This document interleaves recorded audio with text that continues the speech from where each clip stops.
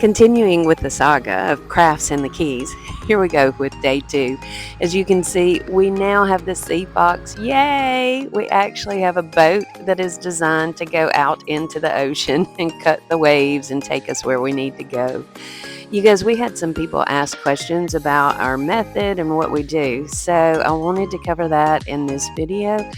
Here, we have just arrived at one of our locations, and the divers go out with snorkels. It just makes it easier to go look, see if there is any activity, if they see any lobster, and then they'll come back and suit up with the Hooka rig so that they can go down and stay longer and have their weight belts on.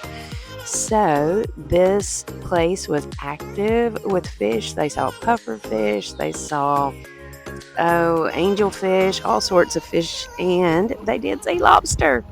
Wow, they're coming in with their catch.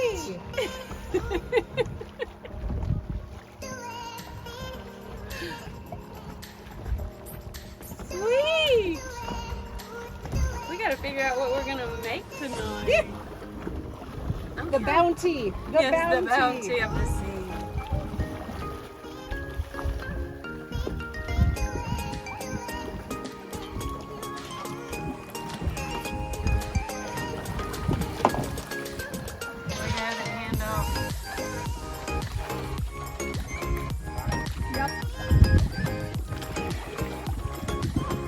For stop day 2.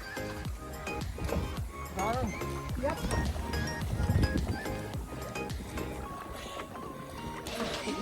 He's a good one.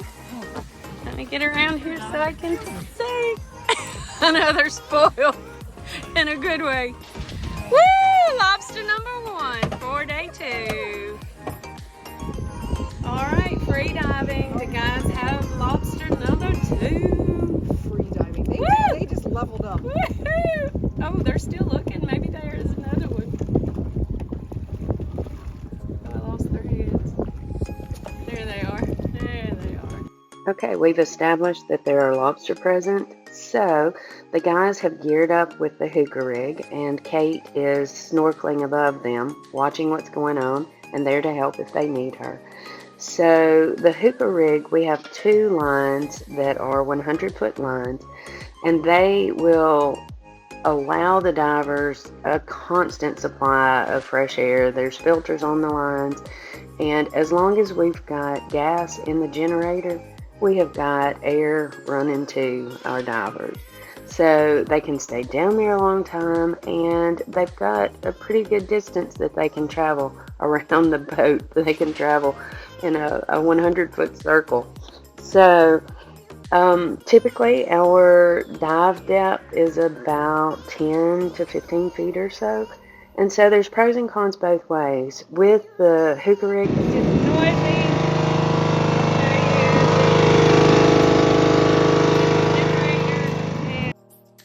so there are pros and cons to every method of diving. You can tell with the Hooka rig, when the divers are in the water, it is just extremely noisy. But I am okay with that trade-off, because when you are diving with tanks, when you're not when you're not diving and the tanks are in the boat, they roll around, they're cumbersome, they're difficult to maneuver when you're traveling. And then at night, you've got to go refill them. So you come in from a long day, you've got to go have the air, resupplied.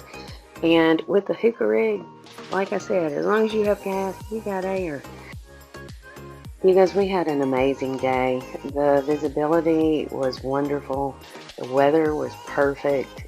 We did not catch as many lobster on day 2, but we had just an amazing day. Just being out on the ocean and soaking in everything that our God has created is such a blessing. And I want to show you the visibility before we headed out. This is taken from the dock before we got on the boat and went out into the ocean. But you can just see how clear the water was that day. And because of that, Boat Girl mustered up her courage to get in the water.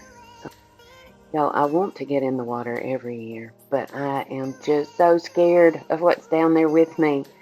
So my husband and my friend Kent got on either side of me, and I did it. I snorkeled around two different structures. I got to see a beautiful, beautiful angelfish. But y'all, I was so scared. There's not a whole lot of other things that I remember, but I did it. Yay! We ended up calling it a day. We did not catch as many lobster as we did the day before, but you guys, it was an absolutely amazing day. We went home, cleaned up our lobster, and made lobster linguine. It was so delicious. It was Jill's recipe, and it was perfect. After that, we got ourselves cleaned up, and we went to Sunset Celebration.